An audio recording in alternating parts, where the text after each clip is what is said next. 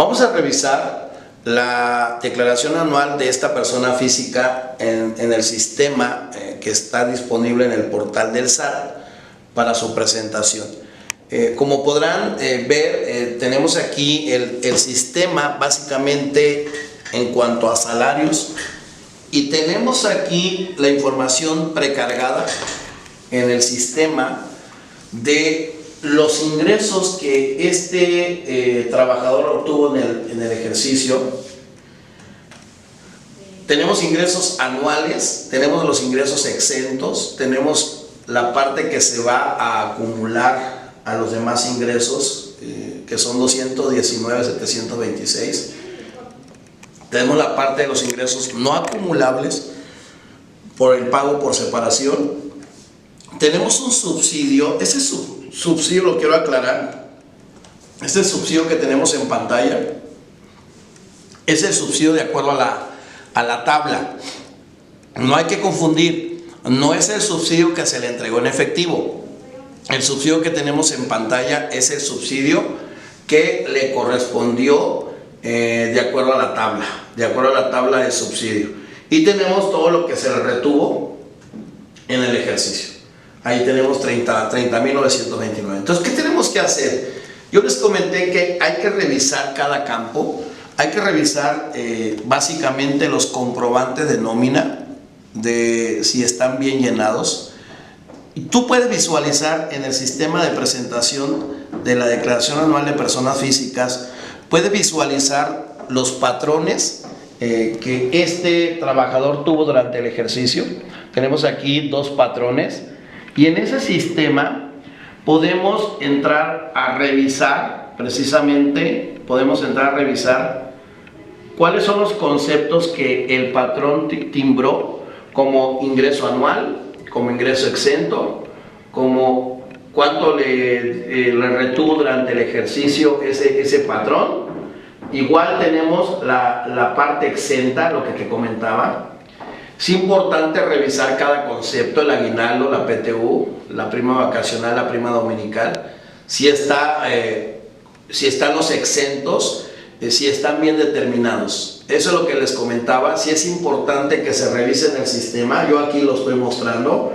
Es importante que estemos conscientes de lo que timbró el patrón. Si hay un dato incorrecto, hay que revisar el comprobante de nómina para efectos de que se corrija, de que se le comente al patrón que hay un error en el comprobante. Puede pasar que esté duplicada la nómina, puede pasar que el ingreso esté mal timbrado, que no sea lo que yo gano. También hay que comentárselo al patrón. O puede pasar que tengamos ingresos de patrones que te timbraron y que no son tus patrones. Me pasó con un trabajador que tenía un patrón, que le timbró y que él desconocía la relación laboral. O sea, increíble, pero sí aparecía en el sistema del SAT. Aquí le comenté, habría que revisar por qué concepto te timbraron, en qué mes, qué patrón te está timbrando, porque en ese caso hay que presentar una aclaración y sobre todo si conoces al patrón, aclarar con él por qué está timbrando algo que yo no percibí durante el ejercicio. Se puede pasar, o sea, no estamos libres de estos timbrados, que en la práctica hay muchos patrones que lo que andan buscando es timbrar trabajadores, timbrar asimilados y simulando operaciones. Entonces sí es importante que se revise. Aquí tenemos en el sistema igualmente, tenemos 4 conceptos asimilados a salarios: jubilación en parcialidades, jubilación pago único y la parte de la indemnización. Aquí es donde yo te comentaba que en caso de que el trabajador se le haya indemnizado en el ejercicio, hay que revisar ese comprobante de nómina. Por ejemplo, voy a entrar aquí al patrón que tenemos en pantalla y que pagó una una indemnización. Aquí lo tenemos una indemnización. Igual yo te pido de favor que revises esa indemnización, si está bien determinada. ¿Por qué? Porque en la práctica pasa que está mal calculado el impuesto sobre la renta, está mal calculado el exento o está mal timbrado. Aquí tenemos el total de ingresos, son 60,000 pesos. Él está consciente de que la indemnización era de 60,000. Él está consciente que son 5 años de servicio. Él sabe de los años que estuvo con el patrón y cuánto se le retuvo, lo tenemos aquí. Aquí está la parte que te decía, la parte exenta. Hay que revisar si está bien determinado y tenemos el último sueldo mensual ordinario.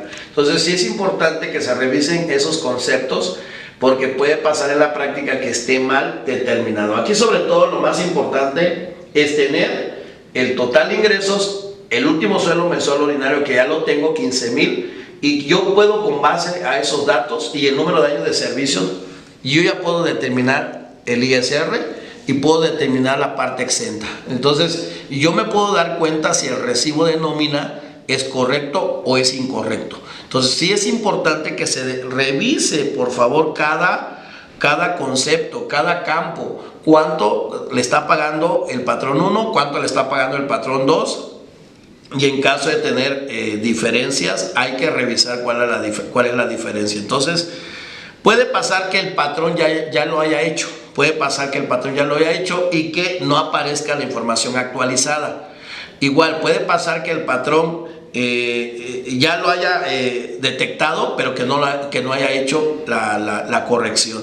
Hay que comentar que el patrón, de acuerdo al SAT, tenía hasta el 29 de febrero de este año para corregir la nómina. Aclaro, puede pasar en la práctica, no les vaya a pasar, amigos, puede suceder que el patrón no haya timbrado. No se sorprendan. Acá tenemos un problema. Si el patrón no ha timbrado, no te va a aparecer la información precargada, no te va a aparecer la información en el sistema. Victorio, ¿puedo agregar al patrón? Sí lo puedes agregar. Sí puedes agregar al patrón, el patrón que no haya timbrado. El detalle es que vas a tener diferencia con la autoridad fiscal. Porque yo te pregunto, ¿cuánto le vas a poner de exento? ¿Cuánto le vas a poner de impuesto retenido? Esos datos no lo tienes tú, lo tiene el patrón. Y habría que ver si el patrón ya pagó las retenciones, porque de no estar pagado vas a tener diferencias con la autoridad. Por eso aquí la sugerencia, ¿cuál es? Si el patrón no ha timbrado, acércate con el patrón para que timbre. Yo aquí, la verdad, en la práctica sucede que los patrones que no han timbrado es porque no han pagado la retención, es porque andan mal. Entonces aquí hay un problema muy grande para el trabajador. ¿Cuál es el tema? Que esto lo debió haber hecho desde enero, desde febrero, desde marzo, es más, desde antes, desde que le pagaba la nómina, exigir su recibo, su comprobante de nómina. En la práctica sucede que hay patrones que no lo han hecho, hay patrones que nunca lo hacen. A partir de este año, les comento, ya habrá cancelaciones de certificados de sello digital. ¿Cuál es el tema? Que por el hecho de no timbrar la nómina, y este año 2020 se vuelve un problema para los patrones, o se vuelve un problema para los que pagan salarios, o en su caso asimilados, porque si no lo timbran, si no timbran el comprobante, posiblemente la autoridad les llegue a cancelar el comprobante, el certificado, perdón, de sello digital. Entonces, sí es importante el tema. Patrones, no lo tomen a la ligera. Por favor, el retenedor que pagó así, asimilados a salarios, verifica ese comprobante. Aquí el tema, ¿cuál es? Que ya se acerca la fecha de presentación de la declaración anual de personas físicas, que es en el mes de abril, y ya hay muchos que a la fecha no han timbrado, muchos patrones. ¿Qué vamos a hacer en ese caso? Por eso es que el tema de los salarios, el capítulo 1 del título 4 de la ley de renta, los trabajadores tienen que revisar sus comprobantes de nómina. Aquí en la página del SAT tenemos, para aquellos que quieran revisarlo, y esto pues ya está fuera de tiempo, ya entramos casi, ya termina marzo, comienza abril, y tenemos en la página del SAT, tenemos aquí un visor visor de nómina para trabajadores y tenemos un visor de nómina para patrones. Aquí yo te recomiendo que entres al visor de nómina para trabajadores para que verifiques el recibo de nómina que el patrón te timbró. La verdad es que en la práctica sucede que hay patrones que timbran mal, hay patrones que timbran incorrectamente, los conceptos están mal, hay patrones que no timbran. Entonces, este es el problema que vamos a tener en el caso de trabajadores que van a presentar su declaración anual y que en la página no les aparece el comprobante de nómina. Entonces, ese es el tema en el caso de declaración anual de personas físicas, abordando el tema de salarios. ¿Por qué se los comento? Porque los trabajadores no están liberados de presentar declaración anual. O lo hace el propio trabajador o lo hace el propio patrón. Entonces aquí, ¿cuál es el tema? Que si lo hizo el patrón, ya quedó el ajuste, ya se hizo. Ya en caso de haber tenido retención ISR a cargo, ya el patrón te tuvo que haber retenido. O en caso de tener saldo a favor, se supone que el patrón debió haber o debe de estar compensando ese saldo a favor. Si es importante, o ahorita en caso de tener a pagar o a favor y que tú estés obligado, porque de acuerdo a la ley de renta tendrías que analizar en qué supuestos estás obligado a presentar declaración anual, pues en ese caso presentar la declaración del ejercicio y en su caso pagando el impuesto sobre la renta, o en su caso reflejar un saldo a favor de ISR. Bueno, ese sería el tema de salarios. Vamos a pasar al capítulo 2, que sería ingresos por actividades empresariales y profesionales. En este capítulo 2 tenemos la sección primera. ¿En qué consiste? Que vamos a tener que revisar todos los ingresos de las personas físicas bajo este régimen fiscal. Ejemplo, me dedico a vender muebles, me dedico a vender celulares, me dedico a vender zapatos, soy un restaurante, soy un estacionamiento, soy una academia de baile. Yo, persona física, tengo que revisar todos los ingresos que generé en el ejercicio. Ya ahorita, de acuerdo a la contabilidad que llevo, de acuerdo a lo facturado, porque ese es otro tema muy interesante, que la autoridad se está basando con las facturas emitidas. Yo te pido de favor que concilies las facturas con lo que tienes en contabilidad y con lo que estás declarando. Eso es importante que se haga. Aquí el tema y el primer concepto son los ingresos empresariales o en su caso profesionales. Si eres un comercio, revisa primero las facturas que emites. Posiblemente haya facturas duplicadas, no lo sé. Otra recomendación, verifica por favor el tema de la forma de pago y el método de pago, por favor, de las facturas. Si en las facturas tú le pusiste PUE, pago en una sola exhibición, y le pusiste 03, esa factura ya tiene que estar declarada, esa factura ya tiene que pagar impuestos sobre la renta, esa factura se tiene que declarar en el ejercicio 2019. Si esa factura ya lleva PUE y 03, se dice, o de acuerdo a la disposición, que ya se cobró. En la práctica hay facturas que siguen estando con PUE y 03 sin haberse cobrado, es decir, nunca se canceló. La solución, ¿cuál es? Que canceles esa factura y que se le ponga PPD 99. Esa factura, si sigue a crédito, hay que cambiarla, hay que cancelar, y al momento de cancelar, primero cancelo, hago la nueva factura y tenemos que relacionar con clave 04. Es importante que se relacione la factura que se está cancelando, y en el momento en que haga la nueva factura se relaciona con clave 04 y le vamos a poner PPD 99. Se interpreta que esa factura no se ha cobrado. Esa sería la primera recomendación, amigos. Hay facturas, igual hay ingresos que se facturan y que no se tienen que declarar. ¿Sí? En la práctica sucede. En la práctica sucede que hay ocasiones, ejemplo, ¿recuerdas? De que la pérdida de un auto, la pérdida de un automóvil. ¿Qué sucede? O voy a poner otro ejemplo más práctico y que pasa en la realidad. Soy una física empresarial. voy a vender mi automóvil. ¿Qué se factura? El precio de venta, más IVA, porque es actividad empresarial, más IVA. Si fuera honorarios, estaría exenta de IVA. Pero como es actividad empresarial, esa venta de auto está totalmente gravada de IVA. Entonces, es un auto usado, por ende lleva IVA, es empresarial. Entonces, 100,000 pesos más IVA, 16,000 pesos, total 116. ¿Qué va a suceder en la práctica? Que para la autoridad, lo que tendría que declararse en pagos provisionales son 100,000 pesos.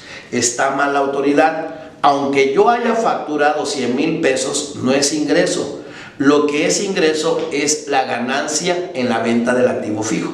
Por lo tanto, aquí la ganancia es la que se acumula. Sin embargo, la autoridad va a tener 100,000 pesos y esos 100,000 no va a coincidir con la ganancia que se esté declarando. En su caso, si tuvo pérdida, no se está declarando. Es decir, al existir pérdida, pues no se declara, no se paga ISR. Sin embargo, la autoridad tiene una diferencia entre lo que declaras y lo que estás facturando. Por eso aquí el tema importantísimo.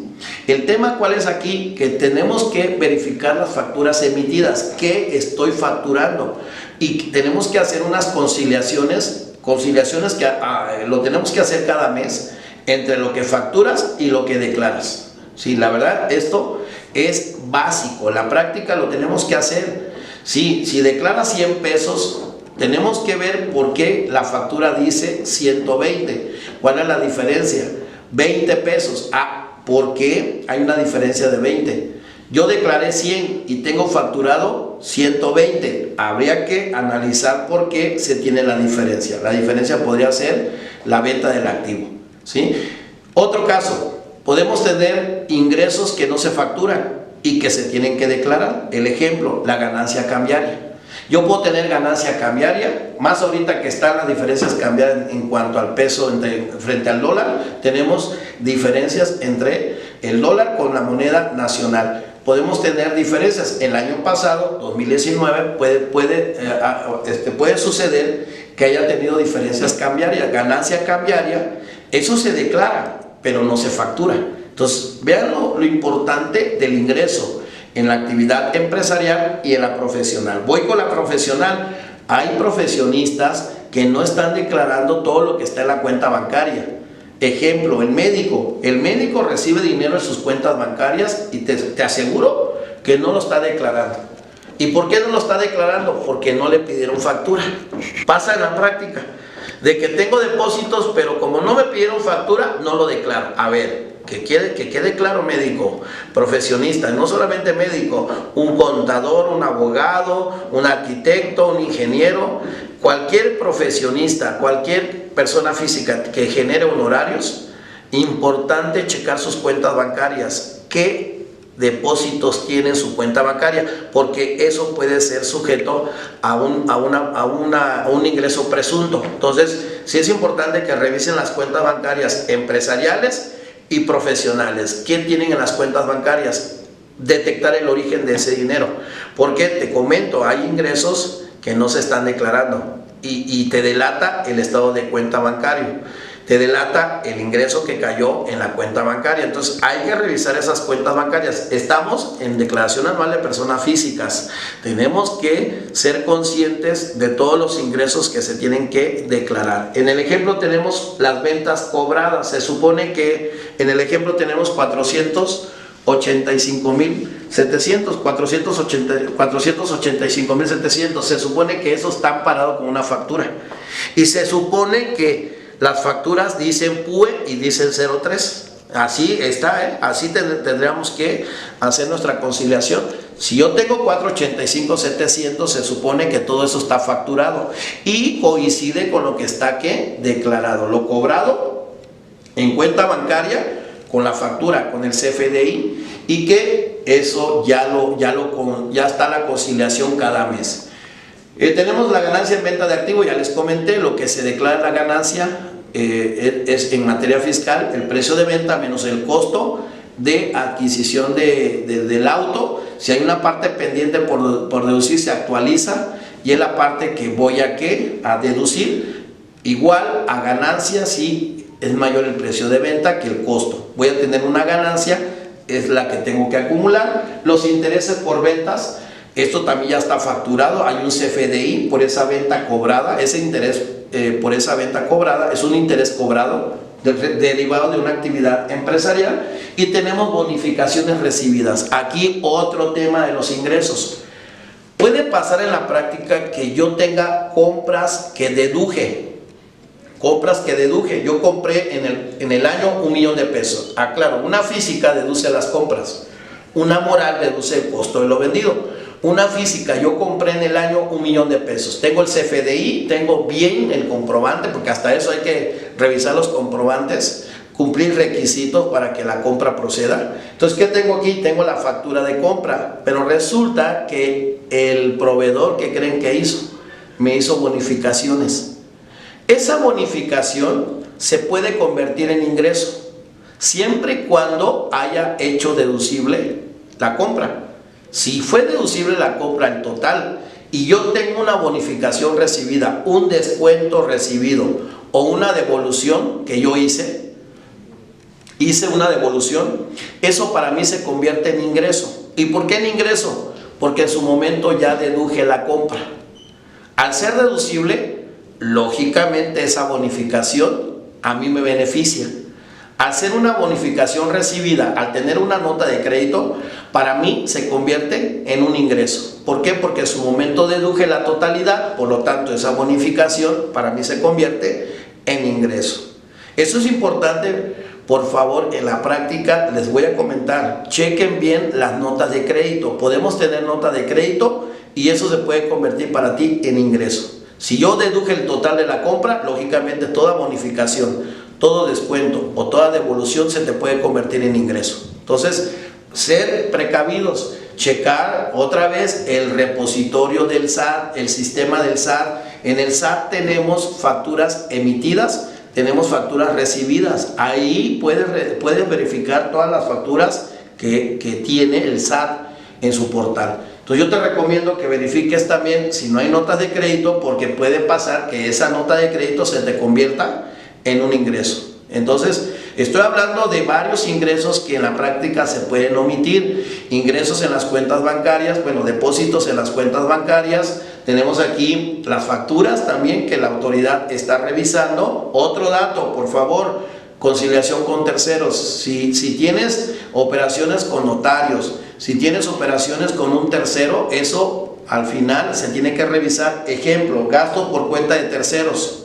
Yo puedo ser un tercero que estoy recibiendo dinero de un contribuyente para que yo le haga gasto por cuenta de él, que él me está depositando. ¿Yo qué tengo que hacer? Ese dinero lo tengo que respaldar con un comprobante fiscal. Pero si no hay comprobante fiscal, eso se convierte para mí en un ingreso.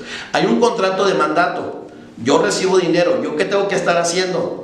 Comprobar lo que me está dando el contribuyente. Si me da 1,000,000 de pesos, yo le voy a entregar en CFDI 1,000,000 de pesos. Sin embargo, si al término del ejercicio, 31 de diciembre de 2019, me quedé con dinero del contribuyente, eso para mí se convierte en ingreso. O sea, estoy hablando de algunos ingresos que en la práctica se pueden omitir. Otro ingreso que se puede omitir en la práctica, el faltante de inventarios.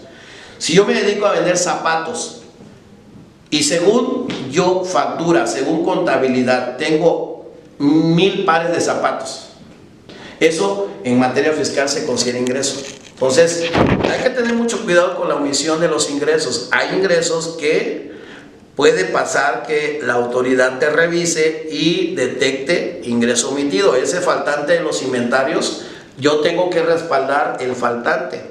Si ese faltante lo doné a una donataria, no pasa nada. Con tener el CFDI, con tener el comprobante, basta. ¿Para qué? Para que ese faltante no sea ingreso. Yo puedo tener obsequios a los clientes, gente que yo regalé mercancía para que me siga comprando, a clientes de mayores volúmenes, y yo puedo decir, es que al ser un cliente mayoritario te voy a regalar 5 pares de zapatos adicional. Entonces, pero debo tener políticas de asignación de zapatos. Por ejemplo, de mis clientes, en qué caso se les va a regalar los zapatos.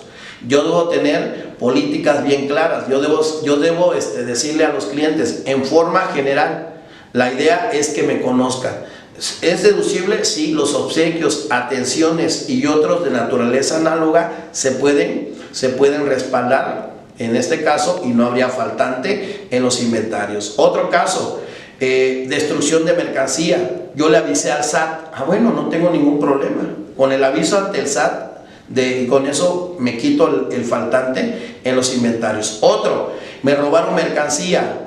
Hubo un incendio, ¿qué crees? Hay un acta levantada ante el Ministerio Público, con eso basta, ¿para qué? Para no tener ingreso, para no tener faltante en los inventarios, y con eso me ayuda, ¿para qué? Para no tener que generar un ingreso y que tenga que declarar. Lo que quiero llegar es que es importante en el tema de los ingresos que se revisen. Aquí, por ejemplo, tenemos un total de ingresos por actividad empresarial de 527,199.60, que es el total de ingresos en el ejercicio por esa actividad empresarial. Yo ya concilié, yo ya tengo la conciliación en cuentas bancarias, con facturas, yo ya tengo bien amarradas las cifras con la contabilidad. Y vean, tenemos aquí también los ingresos cobrados por actividad profesional. Entonces, eso es muy importante, ir haciendo las conciliaciones. El tema ¿cuál es? Que tiene que coincidir lo declarado con las facturas. Si hay diferencias, tener claramente esas diferencias. Debo tener esto con la contabilidad amarrada el dato de que si se declara ante Hacienda, lo tengo en contabilidad también. O sea, tiene que estar bien amarrada la contabilidad con lo que se está declarando. ¿Sí? Sin embargo, la autoridad le está dando importancia a la factura. Factura que se emite la autoridad, para la autoridad es ingreso. No, espérame. Yo como física, si la factura dice PP de 99, yo no tengo que acumular. La física empresarial o la física profesional acumula en el momento en que cobra. Si no ha cobrado, no hay pago de ISR y no tendría por qué declararse. Por lo tanto, ese ingreso no quedaría en 2019. Aquí, ingresos que se cobran a físicas, ingresos que se cobran a morales. ¿Por qué? Por el tema del honorario. Si es a moral, la moral me tuvo que retener el ISR. ¿Cómo respaldo esa retención? Con un CFDI que yo emití a la persona moral. ¿Cuál es mi comprobante de retención? Mi comprobante de retención, mi misma factura que yo le emití a la persona moral. Con ese comprobante yo puedo acreditar esa retención. Entonces, si es importante el tema, aquí también ya tenemos el total de ingresos y que tenemos que revisar las deducciones. Por favor, revisa la deducción de la física empresarial y profesional. Yo te pido de favor que separes las deducciones que tienen que ver con la actividad empresarial y las deducciones que tienen que ver con la actividad profesional. Separa cada concepto, así se tendría que hacer, así está en contabilidad. ¿Y qué tenemos que revisar? Cada gasto, cada deducción autorizada en materia fiscal. ¿Por qué? Porque ya no basta con tener la factura, ya no basta con que se pague. Ahora tenemos que demostrar la materialidad de la operación. Tenemos que revisar que cada gasto, cada deducción, cada compra, cada inversión se tenga la materialidad. ¿Qué significa? Que realmente se haya llevado a cabo la operación y que no es una simulación. Aquí tenemos, por ejemplo, compra de mercancía. La compra de la mercancía se deduce a la compra, la adquisición. No se deduce el costo de lo vendido. Cada compra, aunque no se venda, aunque quede en el almacén, es deducible. Ahora sí, cumpliendo los requisitos que marca la ley de renta y evitar los no deducibles. Requisitos: que esté contabilizado, que venga el IVA en forma expresa y por separado, que se haya pagado con los medios autorizados si exceden de 2,000 pesos. ¿Qué más? Requisitos: que sea estrictamente indispensable para la generación del ingreso. Y así nos vamos. Cada concepto hay que revisar que cumpla requisitos y evitar no deducibles. Tenemos los salarios. Hay que recordar que los salarios también hay un recibo de nómina, tiene que estar correcto, tiene que estar timbrado, tiene que estar la retención que se haya pagado, la retención, y más requisitos en materia fiscal en el tema de salarios.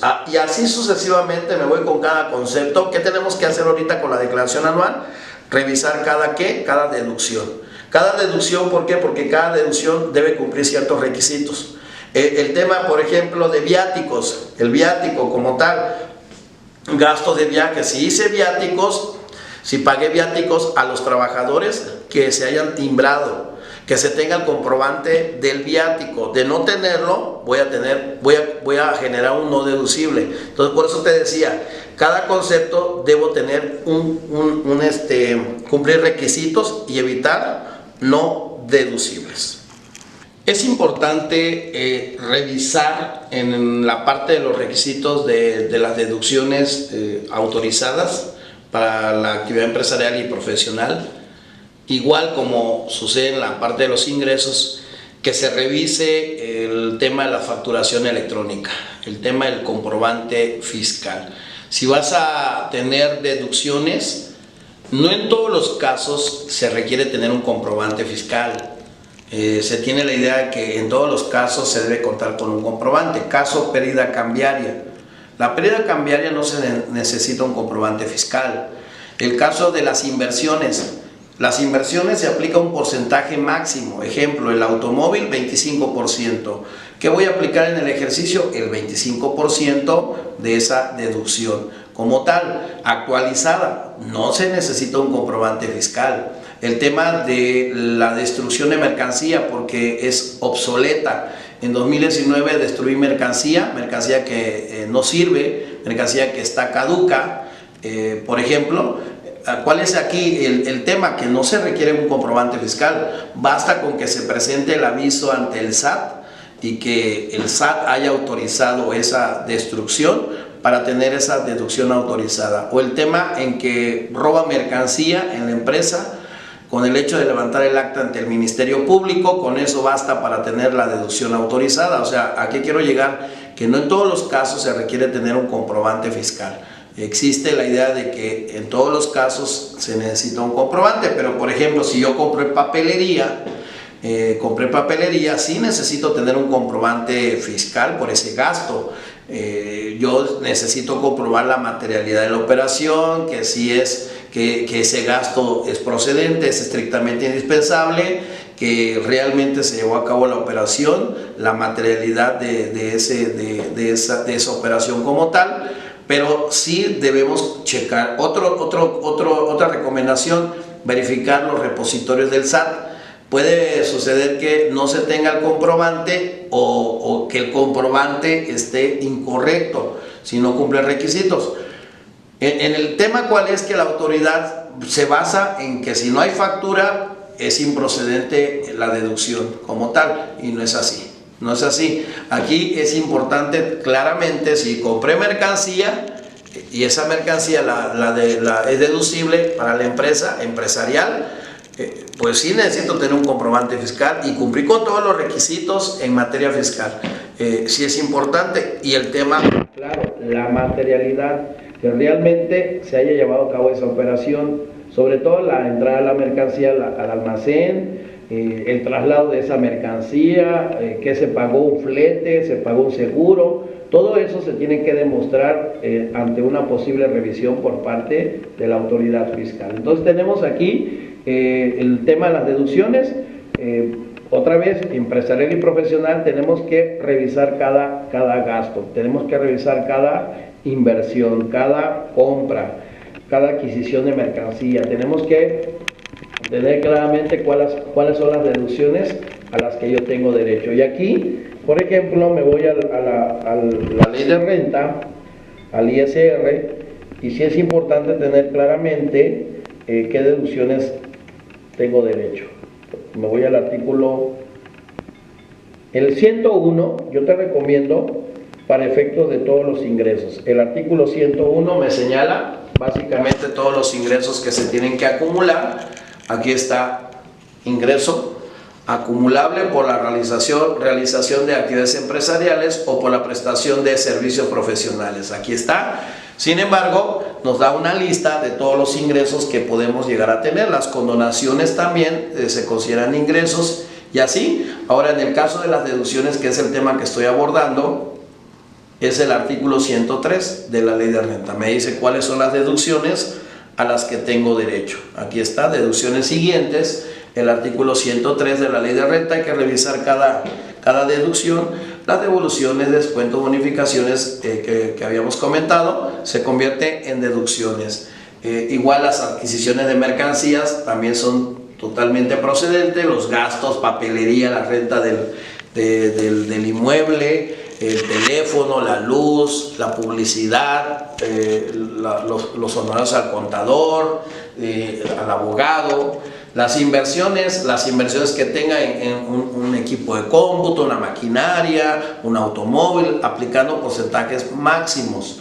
Como tal, los intereses que se pagan derivados de la actividad empresarial o servicio profesional, puede pasar que yo esté pagando intereses derivados de pues, una línea de crédito, un crédito que me están otorgando y que esté pagando intereses. Esos intereses pagados no son devengados ni exigibles, son los intereses que se pagan. En una física empresarial o profesional, lo que se deduce son los intereses que se pagan, no los devengados, como sucede en el caso de una persona moral. Tenemos el pago del seguro social en caso de tener trabajadores, sí, todo el seguro que esté efectivamente pagado, no importa el periodo, puede ser que sea de un periodo 2017 y se esté pagando este año, basta con que se pague y es totalmente deducible, pero sí necesito tener un comprobante fiscal como tal. Esas son algunas deducciones de las que puedo tener en cuanto a restar de los ingresos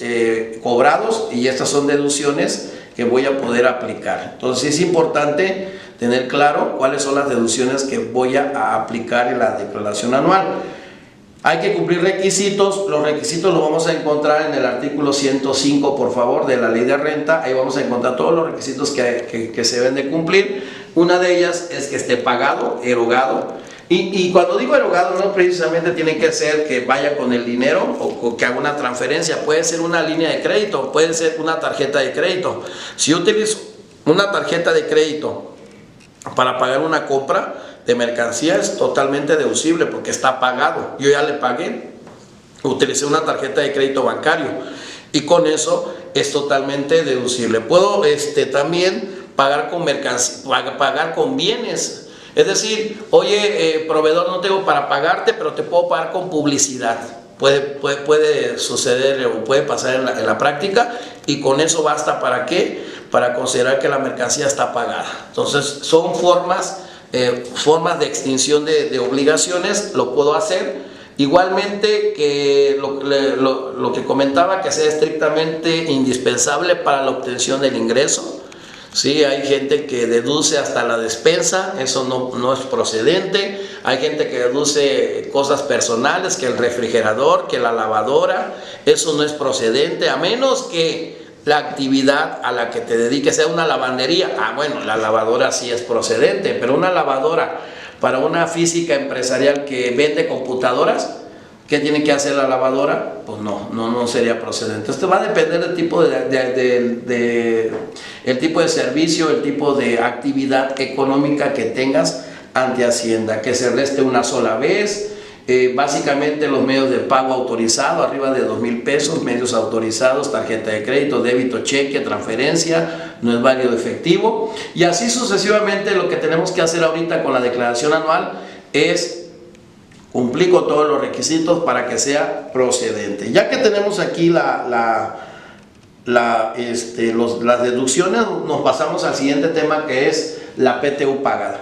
Esta PTU que se pagó en el mes de junio de 2019 es se resta totalmente de los ingresos. Aquí no es como persona moral. En una moral es de manera proporcional. Aquí la PTU que se paga es disminuible. Toda la PTU. Aquí no es de manera proporcional como persona moral de mayo a diciembre. No. Aquí, siendo física, basta con que se pague. La forma de demostrarle a la autoridad que se pagó es a través de un comprobante de nómina. ¿Sí? Yo te recomiendo que se haya timbrado, que se pague y que haya utilidad. Porque hay casos en que hubo pérdida y se paga algo como si fuera PTU. Eso no es PTU, ese es salario.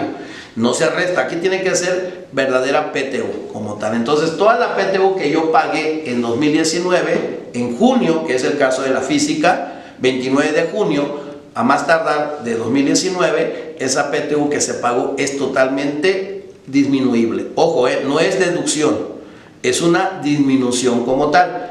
¿Qué más? La pérdida que tengo de años anteriores. Pérdidas exclusivamente de actividad empresarial y profesional. 10 años para amortizar esa pérdida. Hay que aprovechar esas pérdidas porque si no lo aprovecho pudiéndolo aplicar, se pierde. Entonces, que quede claro, esa pérdida que traigo de actividades anteriores, empresarial y profesional, yo la puedo restar de la propia actividad empresarial y profesional. Tengo 10 años para amortizar esa pérdida. Claro, si tengo pérdida en arrendamiento o diferencia, que le llaman diferencia como tal, esa diferencia no la puedo aplicar en actividad empresarial y profesional. Tiene que ser únicamente derivada de la actividad empresarial y profesional. Entonces, ¿qué vamos a hacer?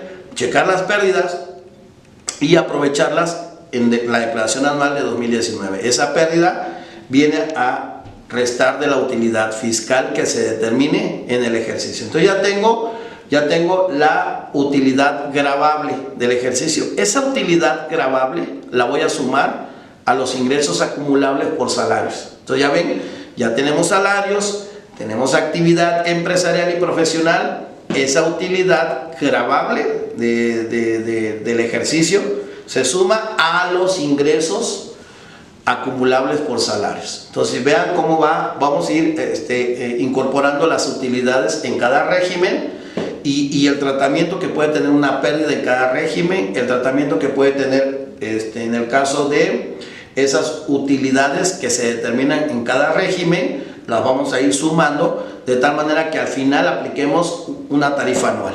Entonces aquí la pregunta sería, oye Victorio, ¿cómo se determina la PTU? La PTU se va a determinar los ingresos efectivamente cobrados, como está en pantalla. Vamos a restar, en el caso que tenemos, deducciones autorizadas por la actividad empresarial.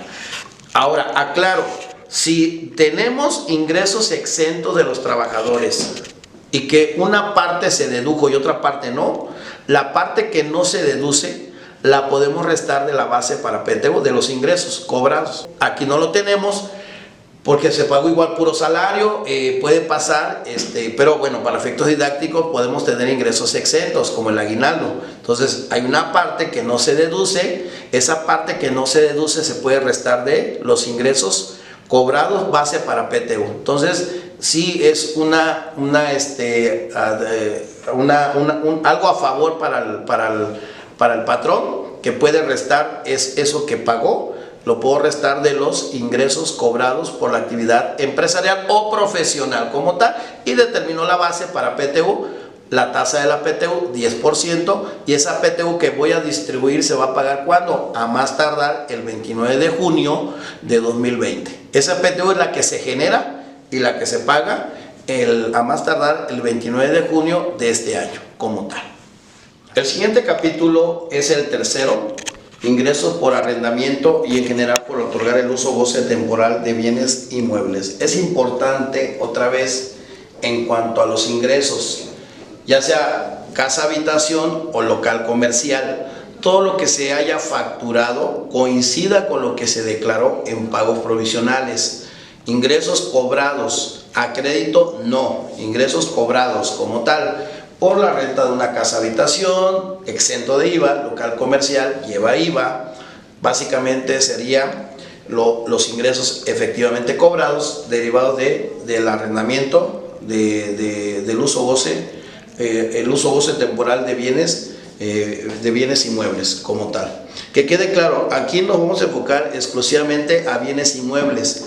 Si es el uso goce temporal de un bien mueble, sería actividad empresarial. Aquí nos vamos a enfocar exclusivamente al arrendamiento de bienes inmuebles como tal. Entonces tenemos aquí el ingreso total efectivamente cobrado. Tenemos en el caso práctico un ingreso que fue cobrado hasta enero 2020, que no se considera porque básicamente solamente lo efectivamente cobrado es una renta de una casa habitación del mes de diciembre de 2019 y esa renta fue cobrada hasta enero 2020. Esa renta no se considera como tal, se tiene que restar como dentro de la declaración anual. Tenemos aquí dentro del sistema de declaración anual todos los ingresos. Te pregunta, selecciona el tipo de ingreso, arrendamiento en el sistema de presentación de declaración anual de personas físicas.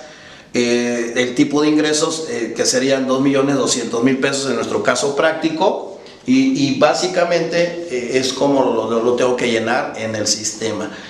Tenemos los ingresos cobrados efectivamente. Otra cosa, que no esté duplicado en el sistema de repositorio del SAT. Hay que checar las facturas. Si la factura dice pago en una sola exhibición y dice 03, significa que esa factura ya fue cobrada. Si no has cobrado, te pido de favor que canceles y otra vez que relaciones con clave 04 y pongas PPD 99. Significa que esa factura está a crédito como tal en caso de que no esté cobrada. Entonces hay que tener mucho cuidado con básicamente con la factura electrónica, a efectos de no caer en diferencias con la autoridad fiscal.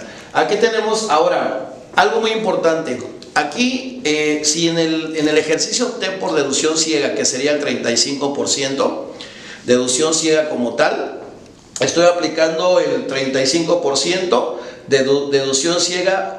Puedo cambiar en la declaración del ejercicio. Puedo cambiar la declaración del ejercicio, es decir, irme por comprobantes fiscales. Sí lo puedo hacer en caso de que los comprobantes, en este caso la comprobación sea muy alta y que me convenga, en lugar de aplicar deducción ciega, me convenga aplicar los comprobantes como tal. Aquí yo tengo la relación de las deducciones autorizadas desde el ejercicio 2019. Tengo el impuesto predial, que si procede el mantenimiento al inmueble pagado por el contribuyente, es decir, por el arrendador, también es deducible. Aquí la pregunta sería, siempre y cuando lo haya pagado el arrendador, sí. Si lo pagó el inquilino, no va a proceder. Honorarios pagados y los honorarios pagados y los salarios van a estar restringidos a un 10% de los ingresos efectivamente cobrados en el ejercicio. Entonces, muy importante aquí el tema. O sea, tengo una limitante en cuanto al 10 de los ingresos efectivamente cobrados. Hasta ese tope tengo, hasta ese tope tengo derecho. Tengo también los donativos otorgados a personas autorizadas. En este régimen se otorgó un donativo, sin embargo, no lo consideré en el caso práctico. ¿Por qué no lo consideré? Porque lo voy a meter como deducción personal. Lo voy a meter como deducción personal. ¿Por qué? Porque el donativo en este régimen no es deducible. Yo no puedo deducir los donativos porque este donativo se va como deducción personal. Tengo la prima de seguro del inmueble, que si es deducible, lo permite la ley. Intereses reales pagados por un préstamo para la mejora del inmueble. Igualmente, esos intereses que se pagaron, los puedo deducir. Es totalmente deducible ese interés. ¿Por qué? Porque es un gasto estrictamente indispensable y aparte porque la ley lo permite. Dice la ley, todos los intereses reales pagados por un préstamo para la mejora del inmueble, sí lo vas a poder aplicar. Sí está permitido por la ley de renta. Sueldos y salarios pagados, ya les comenté, un tope del 10% de los ingresos efectivamente cobrados. El seguro social, el Infonavit, y también algo muy importante, las contribuciones pagadas como impuestos locales, también deducible. El IVA no acreditable, aquí el IVA no acreditable es cuando en materia de IVA está exenta la operación, venta de, por ejemplo, renta de casa habitación. ¿Qué sucede? Que hay una parte que no se puede acreditar. En caso de que tenga operaciones mixtas, local comercial y casa habitación, yo tengo que determinar una proporción para que el IVA sea acreditable en esa proporción. ¿Qué pasa con ese IVA que no se puede acreditar? Lo puedo deducir. Por lo tanto, en el caso práctico, tengo un IVA no acreditable, 10.684. Tengo la deducción de inversiones actualizada, que básicamente son las inversiones que tengo en el ejercicio. Tengo deducción de inversiones. Puede ser que sea, aquí lo tengo, una construcción que aplicando porcentaje máximo el 5%, 82.976, actualizada. Y la adquisición de un terreno. Aclaro, el terreno no lo puedo deducir en este régimen, no es deducible hasta en tanto no construya, hasta en tanto no construya, hasta en tanto no como tal no lo enajene. Aquí es, compré el terreno, no lo puedo deducir, así de plano no es deducible en este régimen de arrendamiento, no lo puedo deducir, así se queda el terreno. Posiblemente el terreno lo voy a utilizar para construir y a futuro rentar inmuebles, pero en este momento la adquisición de terreno no se considera. En mi caso práctico no lo considere y tengo un total de deducciones autorizadas comprobables, que está comprobable, y que cada deducción, cada erogación tiene que cumplir con requisitos. Igual que empresarial y profesional, aquí hay que cumplir ciertos requisitos también. ¿Qué requisitos? Me voy a la ley de renta, y en la ley de renta me voy directamente a los requisitos de las deducciones y te doy el fundamento para efectos de tener los requisitos. El artículo 147 de la ley de renta, lo tenemos aquí. Capítulo 10 de los requisitos de las deducciones, 147 de la ley de renta, son los requisitos que debo cumplir con estas deducciones. Es importante cumplir con estos requisitos porque así me lo señala la ley de renta, y evitar los no deducibles, el artículo 148.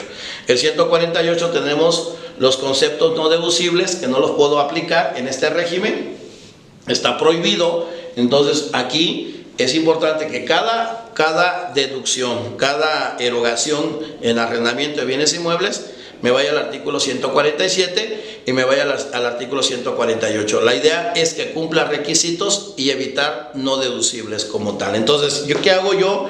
En mi caso práctico, hago la comparativa, y ¿qué digo? Aplicando la ciega es el 35%, 2.200.000, lo que efectivamente se cobró, 2.200.000 pesos. Por el 35% tengo una deducción ciega de 770.000 pesos. Eso es lo que yo aplicaría en la declaración del ejercicio, pero no me conviene porque yo en deducciones autorizadas comprobables tengo 955.203. Entonces yo tengo la posibilidad de cambiar, puedo cambiar en la declaración anual. Me conviene, claro, en lugar de aplicar la deducción ciega, voy a aplicar ¿qué? La comprobación. Y la comprobación, fundamento legal para efectos de poder aplicar esta posibilidad de cambiar en la declaración del ejercicio. Yo me voy al reglamento, y en el reglamento lo vamos a encontrar para que tengan el fundamento legal, y de hecho conviene en este caso, conviene aplicar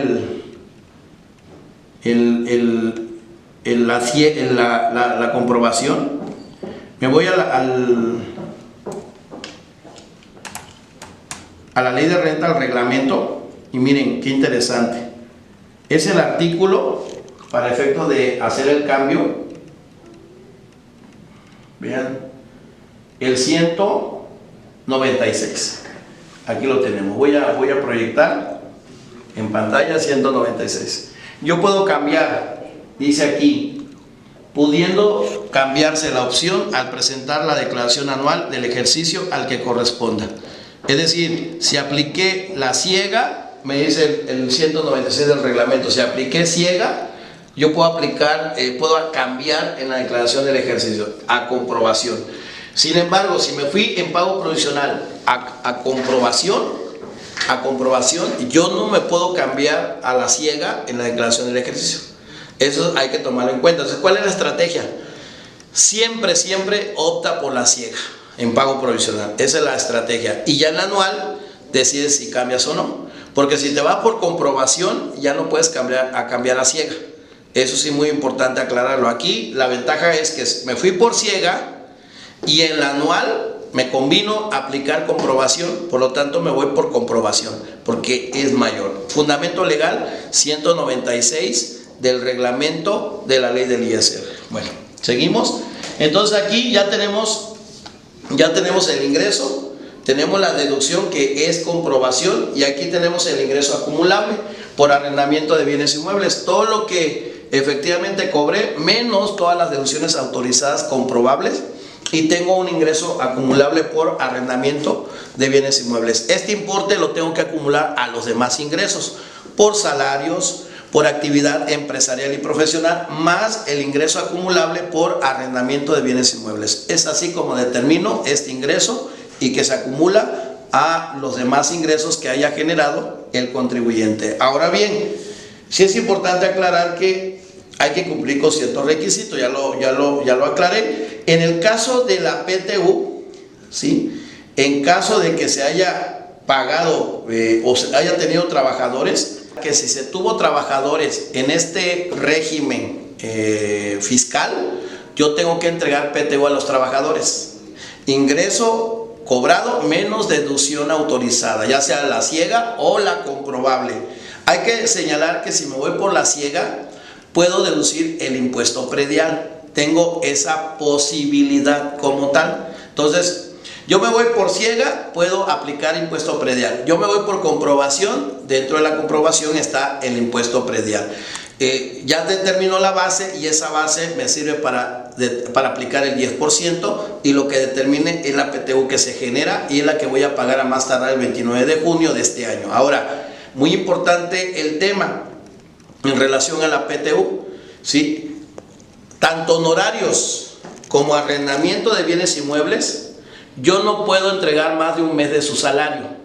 Eso está limitado en la materia laboral. Materia laboral me dice, no le puedes dar más de un mes de su salario. Así que hay que tener mucho cuidado. Si la PTU da 1 millón de pesos a distribuir de acuerdo a la renta gravable para efectos de ISR, y su salario mensual son 10,000 pesos, lo máximo son 10,000 pesos. Es su salario mensual. Entonces, que quede muy claro en el tema de la PTU como tal. Bueno, ese sería en el caso de arrendamiento de bienes inmuebles. Me voy al siguiente caso, enajenación de bienes. Este capítulo cuarto se refiere a las personas físicas que generan ingresos por enajenación de bienes. ¿Quiénes son? Todas las físicas que vendieron un inmueble de manera accidental, que no se dedica a vender inmuebles, una persona física que enajenó su automóvil, una persona física que enajenó una computadora de manera esporádica, de manera accidental. Este es el régimen. Tengo que declarar, sí, todas las físicas que venden un auto, todas las físicas que venden un inmueble, tienen que declarar el anual. Y en la práctica no sucede. Hay física que enajena su automóvil y no lo declara. Hay que recordar que aquí este régimen es accidental y es provisional. Entonces, ¿cuál es el tema aquí? El tema es que cuando se hace ante un notario, el notario es el que informa ante la autoridad, es el que hace el pago por cuenta tuya, es el que determina el ISR y lo paga la Secretaría de Hacienda. En su caso el IVA, si fuera local comercial, lo entera la Secretaría de Hacienda. El notario te tiene que dar un comprobante fiscal, el notario te tiene que dar un CFDI por ese pago que está haciendo a la Secretaría de Hacienda, en su caso a la entidad federativa, porque también se paga un 5% de la base de la utilidad. También hay que recordar que hay un 5% a la entidad federativa y además se paga en su caso el IVA, si fuera local comercial. Entonces, ¿cuál es el tema aquí? Aquí tenemos el caso de que se enajenó un terreno. Entonces, es una física que además de tener salarios, además de tener actividad empresarial y profesional, además de tener arrendamiento de bienes inmuebles, local comercial y casa habitación, además enajenó un terreno. Este terreno, al no dedicarse a vender terrenos porque es un solo terreno, se considera de manera accidental, no está dentro de la contabilidad, no está dentro de la actividad empresarial, aclaro, no está dentro de la empresarial ni la profesional. Es un terreno, ni arrendamiento. Ah, pero ¿qué crees? ¿Recuerdas que la persona física compró un terreno siendo arrendamiento también? Sin embargo, no se dedujo ese terreno. No es deducible en arrendamiento. Sin embargo, cuando lo enajene, ahora sí, la idea era construir para rentar. Pero ¿qué crees? La física decidió vender ese terreno. Lo compra y a la vez enajena el terreno. Ahora, la pregunta sería, ¿qué tratamiento le voy a dar a ese terreno? Ese terreno es de manera accidental. Vean, se adquiere el 15 de enero de 2012. Entonces podemos decir que En el caso de la compra de terreno en arrendamiento fue algo en 2019, o sea que él compró hace varios años, compró un terreno y en 2019 compró otro terreno, que ese terreno no es el que está enajenando. Aclaro, en arrendamiento, ese se queda en el caso práctico. Eso algún día lo va a enajenar o la idea es para construir. Aquí estamos hablando de un terreno que adquiere hace varios años, el 15 de enero de 2012, en 100,000 pesos. Vean cuánto adquiere ese terreno. ¿Qué va a pasar? Que él gastó en notario, impuestos y derechos. Tiene gastos de adquisición notariales, impuestos y derechos. También hay que recordar que lo puede deducir en su declaración anual.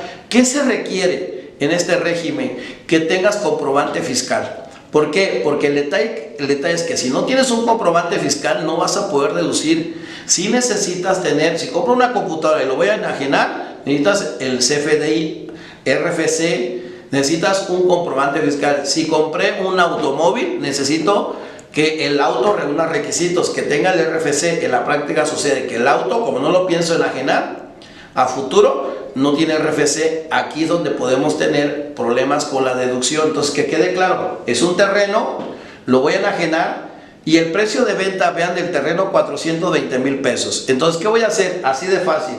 A los 420,000 pesos, que es el precio de venta, le voy a restar el costo de adquisición del terreno y el costo de los gastos notariales. Así que excelente, o sea, 420,000, que es mi precio de venta, menos los gastos notariales, menos el costo de adquisición del terreno. ¿Y qué creen? Que puedo actualizar el terreno. El terreno, ¿cómo se actualiza? Porque es actualizado. Dice, un mes anterior a la enajenación, que sería, ¿cuándo se enajenó? Se enajena el 16 de agosto de 2019. Por lo tanto, un mes anterior sería julio. Por lo tanto, voy a utilizar julio 2019 entre enero 2012, que sería el mes de adquisición. El mes de adquisición. Y tenemos aquí un INPC de 1,3234. Se lo multiplico a los 100,000 pesos.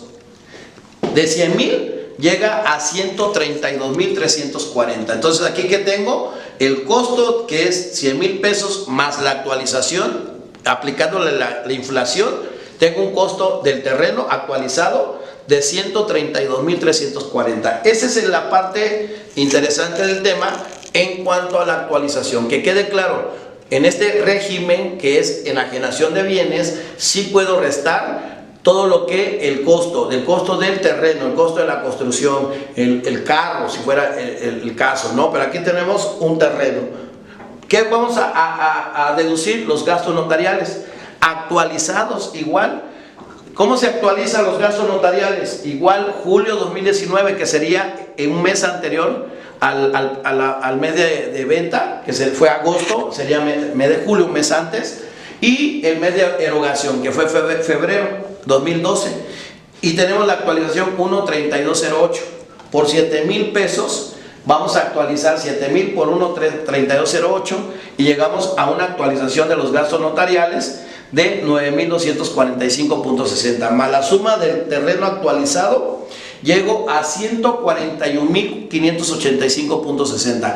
¿Qué va a pasar? Que a ese precio de venta, el precio de venta, le voy a restar la deducción actualizada, que es el terreno, el costo, más los gastos notariales. Y llego a una ganancia de 278,414.40. ¿Qué dice la autoridad fiscal? Tu precio de venta menos todo tu costo actualizado.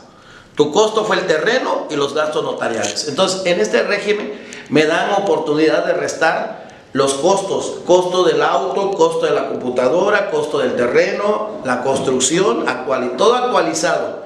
Y hay que recordar, igual en este régimen, hay que tener mucho cuidado. En el caso de automóviles se va a deducir o va perdiendo un 20% cada año. Es decir, ¿qué pasa si pasa en más de 5 años?